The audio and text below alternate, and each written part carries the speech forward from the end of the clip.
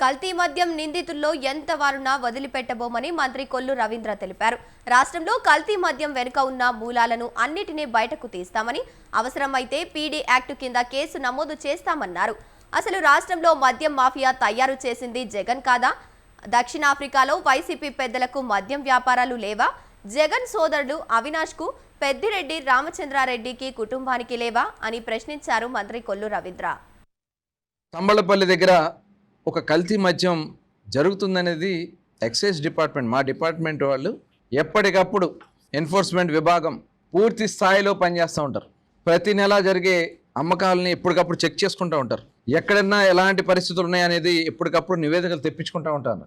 దానిలో భాగంగానే అక్కడ ఒక కల్తీ మద్య విధానం జరుగుతుందనేది ఐడెంటిఫై చేయడం జరిగింది. చేసి రైడ్ చేసాం. అందుట్లో ఎంతటి వాళ్ళు ఉన్నా సరే సమస్య లేదని చెప్పి ముఖ్యమంత్రి గారు క్లియర్గా డైరెక్షన్ ఇచ్చారు.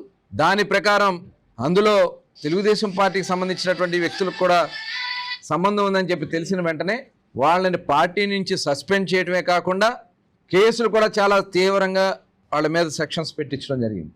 అదే కాకుండా ఎక్కడ ఎలాంటివి జరిగినా, ఎందుకంటే మేము చాలా స్ట్రిక్ట్గా ఉన్నాం. ఇవాళ గత ప్రభుత్వంలో చేసినటువంటి విధానాల వల్ల ప్రజలు నష్టపోయారు. ఇలాంటి అక్రమాలు చేస్తే సహించేది లేదని చెప్పి మొట్టమొదటి నుంచి మేము చెప్తానే ఉన్నాం. ఇవాళ ఎంత ఎన్ఫోర్స్మెంట్ విభాగం కానీ డిపార్ట్మెంట్ కానీ ఇవాళ బోర్డర్లో పూర్తిగా చెక్ పోస్టులు పెట్టాం. ఆంధ్ర రాష్ట్రం మొత్తాన్ని కూడా నవోదయం కింద ఇల్సిట్ లిక్కర్ ఎక్కడా కూడా లేకుండా ఇవాళ అరికట్టుతూ ఉన్నాం. దాదాపు అన్ని జిల్లాల్లో కూడా ఒక 2-3 జిల్లాలు ఇంకా పూర్తి కావాల్సింది, అన్ని జిల్లాల్లో కూడా నాటుసారా పద్ధతి లేకుండా అరికట్టగలిగాం.